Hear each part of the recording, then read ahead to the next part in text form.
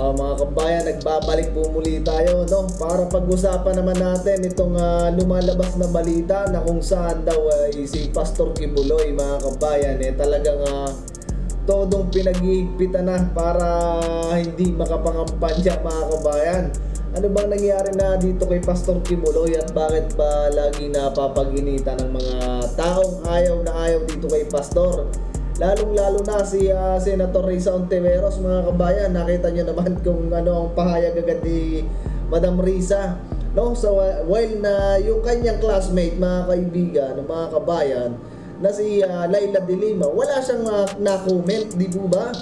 While na dito kay Pastor Kibuloy, bakit gari sobrang init ang ulo kay Pastor Kibuloy?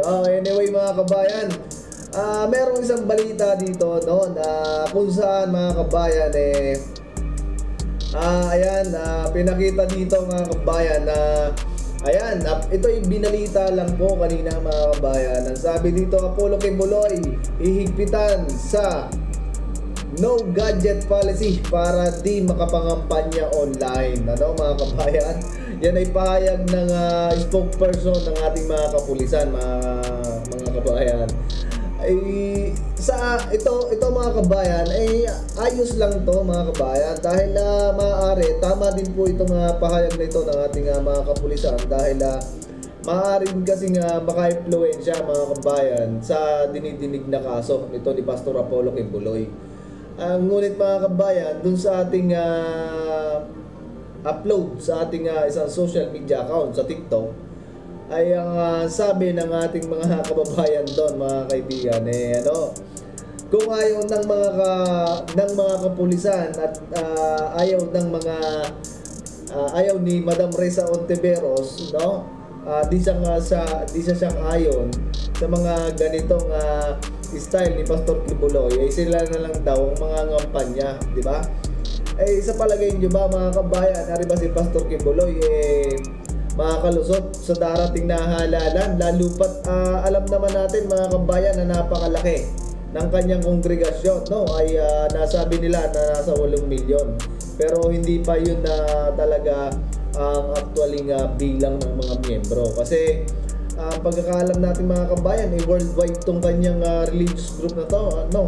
Meron din sa ibang bansa, at may nakapag-ulit din sa atin, mga kabayan, na ari pa lang si Pastor Kibuloy, no, ay nung panahon ni Pangulong Duterte ay tumulong din, no? Tumulong din sa ating bansa kahit na siya'y wala pang katungkulan, lalo na yung mga makakaliwang grupo na gamit ni Pangulong Duterte ang kanyang programa para doon sa mga makakaliwang grupo na na-educate nitong mga nagre-recruit, mga kabayan.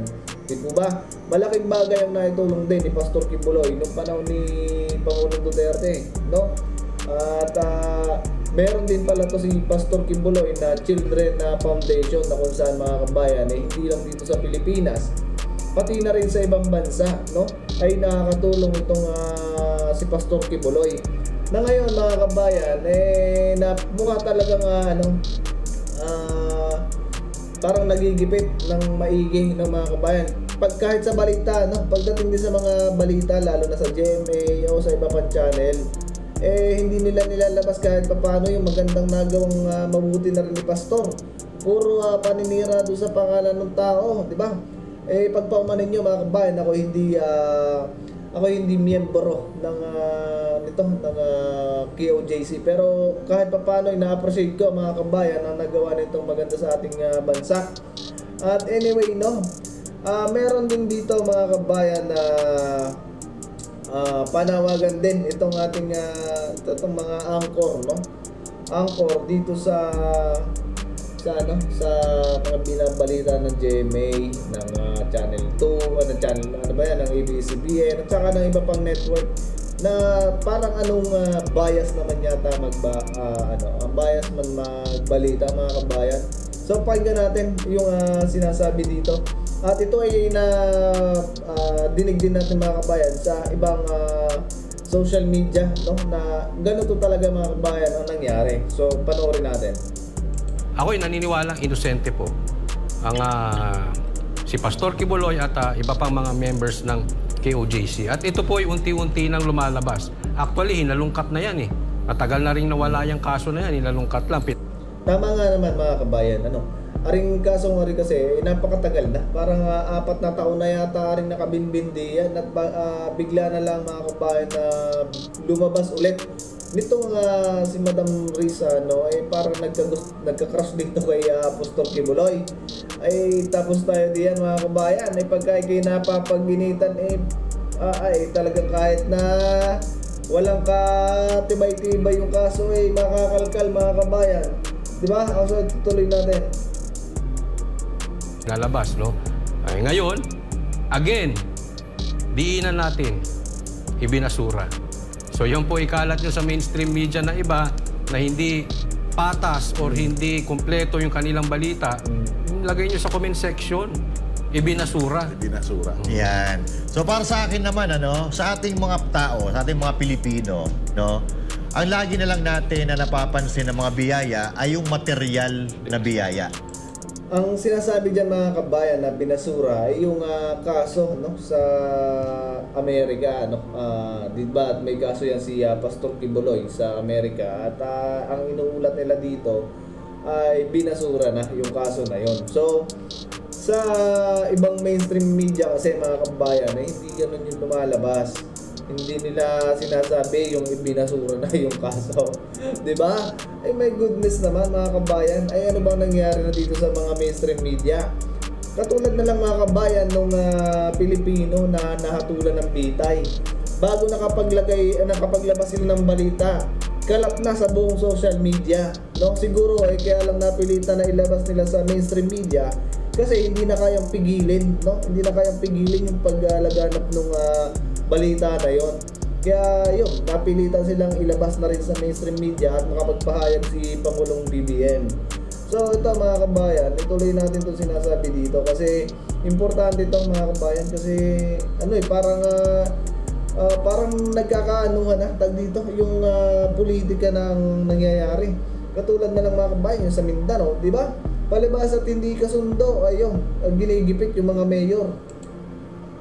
So, hindi natin napapansin yung espiritual na biyaya. Itong pagdedesisyon ni Pastor Apollo Kibuloy na pagtakbo bilang isang senador ng Pilipinas, isa po itong may tuturing na biyaya dahil ito po ay galit sa korupsyon.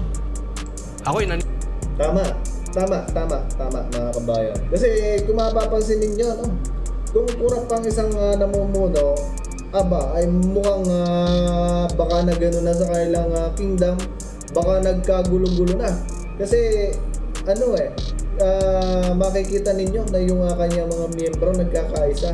Siguro naman mga kabayan kung tayo may pag-iisip pansinin nyo na lang kung yung inyong namumuno ay loko-loko at may mga ganyang aligasyon at totoo yung mga aligasyon, sa palagay nyo kayo maniniwala pa sa sinasabi ng tao na yun? Natural hindi na. Ay alam naman natin mga kabayan dyan sa KOJC, yung mga miyembro ay mga nakapag-aral, di ba? Meron pa nga din yung mga doktor, may lawyers may mga anchor, mga nakapag-aral yan mga kabayan at hindi yan inosente pagdating sa mga ganyang bagay. So dyan pa lang mga kabayan ay mapapansin mo na nasa dami ng miyembro naniniwala kay pastor. May hypnotismo si pastor para ma-control niya yung isipan at sasabihin ng mga miyembro niya, di ba? At pangalawa mga kabayan, hindi pa naman talaga napapatunayan. Sabi nga ang burden daw ng sa ganyan para mapatunayan ay doon sa nag-aakusa. So kailangan nilang i-prove na talagang legit yung kanilang mga aligasyon. Yun nga lang ay talagang napakahirap mga kabayan patunayan pagka ganyan yung nangyari kasi napakatagal ng kaso. Ngayon lang binuhay mga kabayan nang nagkagulo-gulo na. So yun. At ayan mga kabayan, napansin niyo na talaga naman na yan na si Pastor Kibuloy, parang yung kumbaga yan, parang nagigipit mga kabayan, pero ayos lang yan. Sabi nga ng mga kabayan natin sila mga kampanya kung walang ganyan social media. Hindi na kailangan ni Pastor daw ng gadget para mangampanya at sa dami daw nila ay kaya na nilang mangampanya para sa pastor nila. So So ayun lang mga kabayan. At sana maging matinom na yung ating bansa. Sana wala nang mga ganyan kasi hindi talaga maganda. At saka isa pang concern ko rin, dapat yung mga nandiyan sa Senate, nasa Congress o yung Pangulo, dapat magtagalog kayo. Lalo pat kahihiyan na yung mga nangyayari, English pa kayo ng English, nakakarating sa ibang bansa yung mga supply natin. Hindi lang naman kayo yung apektado, pati rin yung constituent ng mga Pilipino. No? So yun lang mga kabayan, at maraming salamat sa inyong panonood.